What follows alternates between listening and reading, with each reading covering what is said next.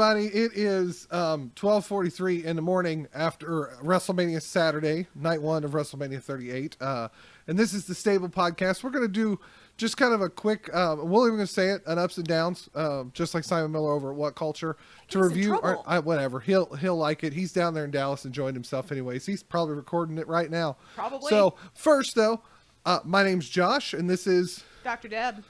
So we're just going to get right into it. Tear it open. So, first match of the night tonight was the Usos versus Rick Boogs and Shinsuke Nakamura for the SmackDown Tag Team Championship. And this match was great until poor Rick Boogs tore his quad from his patella. Legitimate injury. We were unsure as to whether or not this is what happened. But it certainly looked bad, and he was out of it. You could tell the speed of the match changed. It all of a sudden looked like something is not right. And in those moments, you're like, ooh, somebody got injured, something bad happened, we don't know the details. And then someone's like, yeah, he tore his quad. And I'm like, he did what? Yeah. So we wish Rick Boogs all the best in the world. Quick recovery. Please, quick recovery. But otherwise, it was a good match. Yeah. Like, I thought it was going really well. The rhythm was good. Shinsuke Nakamura did sort of look like a crossing guard, which was a little weird to me. But, fashion choices being what they are. It's true. But they were also sponsored by, Mike's Harder Lemonade, I think it was. Harder? No, I think that's what it was called. It's such a weird... I know, but... It's harder than what? I don't think I want to know. Harder than hard lemonade. Like, I'm not a big drinker. I don't know the difference, but they were the sponsor. Okay. So, anyways, the Usos got the win after a 1D on Shinsuke, which we had quite the conversation trying to figure out what was on Jimmy and Jay's pants.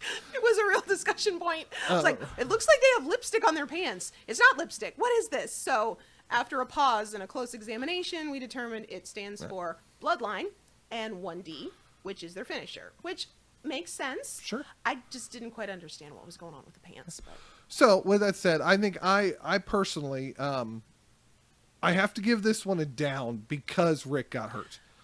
And that means no disrespect, but I think it lost what it could have been. It lost the momentum. You could feel that, and you could feel that they were trying to just kind of figure out how to safely end it. Now that said, we got a great entrance and got the crowd hyped as soon as we could get into it, and it was a great start to the show. I mean, Shinsuke's music was a smart move to be able to open, because Nakamura's music is fantastic, and you immediately draw in the crowd. So it made total sense to do it that way, but poor Rick Boogs. Yeah, he'll be all right, though. I hope so. Let's see. So next up was Drew McIntyre versus Happy Corbin with Madcap Moss. True. And I'll tell you, what amazed me most about this match was I think this was a necessary opportunity for Drew McIntyre to get the win. And he did. He did get the win with the Claymore. But the big story that to me was, and they made a big deal out of this with commentary, was that Drew kicked out of the End of Days. Yes. And anyone that watches wrestling, especially Baron Corbin or Happy Corbin over his career, knows that you don't kick out of the End of Days. They've protected that finisher. And I was really impressed that they gave that to Drew. So Drew got the big win. And if our predictions hold true and Roman Reigns is the winner in tomorrow's unification match, or tonight's unification match, whatever. Whatever day it is. I think Drew McIntyre is going to be a great first challenger for Roman. What did you think? I enjoyed it. I could feel the energy. I actually didn't know the detail about the End of Days because I don't watch as much WWE as AEW. I know. Anyway. But I could feel the energy shift when he kicked out of End of Days. Like, you could tell the whole crowd was just like, oh my goodness. And I'm like, okay, something big just happened. What just happened? I'm not totally sure. And then once Josh explained it to me, it was great because it gave Drew the presence. It gave him the, I don't want to say, the chutzpah, if you let me use a little bit of a Yiddish term here. You're always looking for reasons to use Yiddish. I can. I always do. But it gave the legitimacy to Drew McIntyre, and the crowd wanted to cheer him so bad. And especially ever since he won and there was no one around to watch him win, I want all the cheers possible for Drew McIntyre. That's right. Because he earned it. He carried the pandemic. He did carry us through the pandemic. So I gave it a thumbs up. I give that an up as well. Yeah. Let's see, what do we have next? Oh my goodness. So what truly I think was the breakout match. A breakout, to me, absolutely. At least to me. Was Dominic and Rey Mysterio versus The Miz and Logan Paul, the social media easy to boo man that he was. But I stand here corrected that he was the star of this match. Just amazed me. I have to say that I was shocked by how good he was. I was not expecting much. Ask anyone in the room. I was like, why do we have a YouTube guy? Like, what are we doing? I don't even know. Why do I care about this match? I asked Big Don, why should I care about this match? I have learned why I should care about this match. I was shocked by how well he delivered. Like, his timing was good. His delivery was good. I do have to say there does need to be a little bit of YouTube shaming because the yellows did not match. Oh, yeah. The top and the bottom. The jacket looked cool. I really liked the look. It didn't match the yellow in the pants. This bothered me. This caused a struggle. Yeah. But other than that, I was very happy with the way that match went. Yeah, and I'm going to say it. I'm going to give it an up. And even though Logan Paul and The Miz got the win, Miz kind of stole it, sort of, but it was perfect. But then they somehow, even in the raining of boos, The Miz could not be the one. Nope. That he could not get less attention than Logan Paul, Has and he to be had about to hit him. had to hit the skull crushing finale on Logan Paul, leaving Miz the ultimate bad guy at the end of this. And it was an excellent ending between Logan Paul using the Three Amigos and the Frog Splash. Oh, I called it the Frog Splash match. Frog Splash. This is how late match. it is. Yeah. Frog Splash match. I started losing track of how many frog splashes they did, and finally I just gave up and said that's what the match is because Dominic did it, Rey Mysterio did it, Logan Paul did it. Did Miz ever do a frog splash? I don't think he did. No, I don't think he did. was in the cool kids No, club. Dominic uses it on the regular. Yeah. So, but Ray's been using it a little bit as well, but Dominic uses it pretty regularly. So I'm going to give that one an up as well, and that was an unexpected up. I really was not expecting much from that match, and was Agreed. proven wrong. Logan Paul being apparently a state championship mat wrestler was really surprised. Who knew? I had no idea. So let's see what we have next. Oh. So this is funny. As parents of children, we were trying to decide when we were going to put the kids to bed. They're little kids. When are we going to put the kids to bed? Truth. But our daughter's favorite wrestler is currently Bianca Belair. Thank you, Bianca. You're amazing. And congratulations on your win, beating Big Time Bex for the Raw Women's Championship tonight. And what was just an amazing match. And it was really the end of this storyline that we were not the biggest fans of how it started with the 26-second defeat. But the ending made up for a lot of it. I really think it did. Bianca got her moment to shine again because she got it last year for the SmackDown title. She got it this year for the Raw title. And I mean, she really is going to be the star, especially from the good guys or good gals side of the ring. The She face just side. just She what is a such great a ring. solid face. I have to say, this was the match that they should have had at SummerSlam. Yes, I'm going to say it. I'm going to put it out there. But we didn't get it at SummerSlam, but we got it tonight. And my daughter got to watch it, and she was so excited to watch Bianca win. She was trying to call the match as it was going, look, Mommy, she did this and she did this. There was so much excitement, my 7-year-old. So there was the mommy heart was thrilled, and I was thrilled for Bianca as well. So this definitely gets an up for me. Yeah, yes, definitely an up as well. This is actually a very positive night. We got a couple things coming up that we're not the biggest fan of, but it's a very, very positive night. We're a relatively positive show, except for when it comes to hiring and firings, but that's another conversation as we've already had. That's not tonight. But oh man, Seth Rollins works his way into a WrestleMania 38 match, and it's Vince McMahon's chosen opponent. And who makes their re-debut but the American Nightmare, Cody Rhodes. And you know what? Look, as big of an AEW fan as I am happy for Cody Rhodes. I am happy for Brandy Rhodes. If this is what they want, if this is what they want for Liberty and their family, then you know what? Go take your moment in the sun, because that crowd was so loud. Yes. Like, and we could feel that energy here. Like our living room blew up when that music started. That whole wrestling has more than one royal family, and they announced him as the American Nightmare. They did his entrance coming up through the stage. Oh yeah, with the lights on him, and he was in the what is it? The suit, the outfit that he wears with the red, and he's got the American colors with it. And it was just, He was Cody Rhodes. You could feel the persona that he gave us in AEW, but now he's in front of a WrestleMania crowd. And it's almost... And it was just so good. It's like Vince ripped him right out of Dynamite and put him on. And that's okay. Yeah. That's the thing. As a fan of the Monday Night Wars as they were, as I was almost traumatized on how the Monday Night Wars went down. You need counseling? I am. Because what I'm seeing happening more now is that the wrestlers are getting to choose where they want to go and be happy. And if that means Cody's happy back under the WWE umbrella and gets to be the American Nightmare, the guy that he spent the last 6 years building, and then gets to put on an absolute classic with Seth Rollins, who is in an easy argument to be the best wrestler in WWE right now. Cody Rhodes picked up the win. And he picked up the win without the pedigree, with a bunch of crossroads.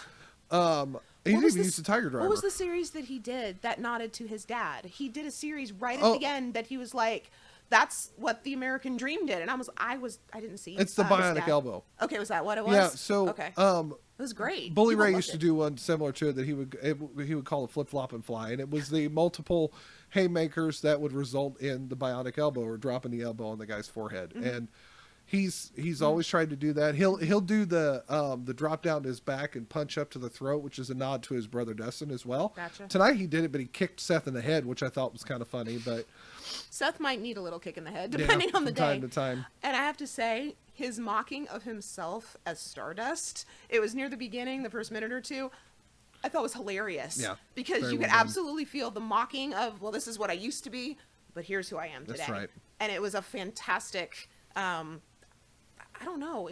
You can't nod to yourself. You are yourself. So I don't know what that is. But it's acknowledging his past. Yeah. And doing it in such a way it's like, I'm done with this and move on. And here I am now and move forward. Yeah, this is what Stardust has become. So, thumbs up. Definitely thumbs up for that one. Definitely an up. And Simon Miller would probably give this one a golden up, and I think I would agree with the way that. Well, I don't know if we're only giving one golden up. I'm gonna give it to the end, but it's another conversation. It gets an up. We're just going with it up for now. The next match is our SmackDown Women's Championship. Yes. Pitting Charlotte Flair, the champion, versus the Royal Rumble winner Ronda Rousey. And the win goes to Charlotte Flair for to retain the title in some kind of shady, underhanded stuff where there was a Piper's Pit finisher from Ronda Rousey that resulted in a rope break. And then there was a tap out to the arm breaker that didn't get seen because Charlotte Flair had just speared Charles Robinson out of his boots. The spear like a champ. I have to say, of all the spears that I saw, I thought he actually took the spear the best of anybody. Boy, did he sell that spear. So I'm emotionally struggling with this one because it was a good match. I was in the match. I'm watching. Yes, let's do it. And then WWE did a WWE.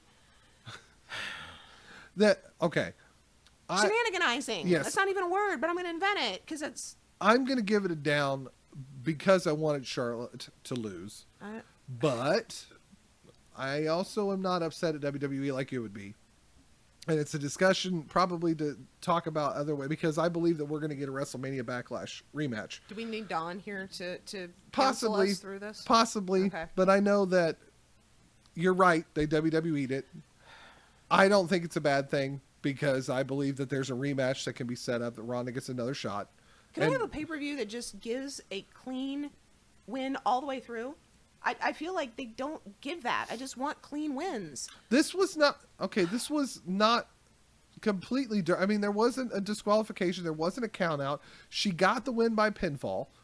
Yes, but she lost. She tapped out. She tapped out, but the ref didn't see it. That's not. So it didn't happen. I have forgotten what you have spoken of. Because fainting couch? It did not happen. Fainting couch. My smelling salts. So no, she tapped out. Ronda was with her every step. They made Ronda look incredibly strong, which is what it should be. Yep. I think Deb is officially putting out the vote that WWE and AEW should have instant replay official. Yes, they should. That's it. That's the official petition it's not a right shot now. clock. It's something else. But No, come on now. the instant replay. That's the Yes. function in the NFL Okay. and now I guess Let's do in it. soccer too. I think I don't know. See? So, But these but smart I mean, people are doing it. Charlotte Flair is by far WWE's best women's wrestler. I mean, Bianca Belair is up there. I won't deny that, but Charlotte's ability in the ring is unmatched at this point. Yeah. But Ronda sure gave her a run for her money. And Ronda if looked that great. means we get another Ronda and Charlotte Flair, I'm not going to be upset about that. Well, then we have Ronda win, and then we have to have the rubber match. So where do you put the rubber match? SummerSlam? Oh no, we'll get another 26-second match. Oops. Anyways, All right. so All right, Mr. Positivity over here. That's Apparently right. you're going to be Positive Pete. I am Positive because Pete. we haven't seen Simon Miller be Positive Pete yet. that's absolutely true. Does that make you Debbie Downer? As our director is over here saying? At nearly 1 a.m., yes. I will say I'm Debbie Okay. Downer That's because Debbie needs to go to bed. So I'm in my... This is the non-nice Deb. This is a little bit of my, hi, here I am. Right. But we just to summarize, Charlotte Rousey. The match was solid. The match was it's good. A solid match. Yes. I'm giving it a down because of the results, which is I'm tired of seeing Charlotte get the random wins, but I could have been swayed for an up. And you're giving it a down as well, aren't you? So we need Dawn to break the tie. Are you giving it an up? I give it a down. You're giving it a down too? Yeah, Yeah. I give it a down just because So no. of the end. It was one of those. The energy was so solid. It was such a great match up to that point, and all of a sudden it's just like, and Charlotte wins, and I'm like, why? So I'm gonna give it she a down wins. for that. But Okay. I'm trying to give the wrestlers the credit, Yeah. dear, Yeah, I appreciate that they did a All great right. job in delivering. All right. Okay, Ready? sure. Bonus match. Bonus match. So we had this whole joke and argument sort of thing Yes. about how the Kevin Owens show was just going to be a segment, and because it was supposed to just be a Kevin Owens show segment where Kevin Owens came out with Steve Austin, and we all knew it was going to get physical, and there was going to be a fight and a couple stunners and a bunch of beer, and that was what was going to happen. And basically, we got exactly what we wanted, but we got it in the form of a no holds barred match in Texas, 19 years after Stone Cold's last match. Because Kevin Owens said, I wanted to challenge you to a no-holds-barred match right here, right now. The only struggle I had with this match, truthfully, is by this point, it's the end of the night. It's 11 o'clock. We've been through a lot of wrestling at this point. And I'm going, okay, there's only one answer that's going to make any sense. You can't have KO win. You're in Texas. They're going to riot. This is bad. So it took a little bit of the... It was fun. It was great. It was great fun. Don't get me wrong. The ATV fight was amazing. Stone Cold took a suplex on concrete. Yes, he did. KO took how many knocks on the stage? Took two of them on the stage, and he went through a table. Yes, he did.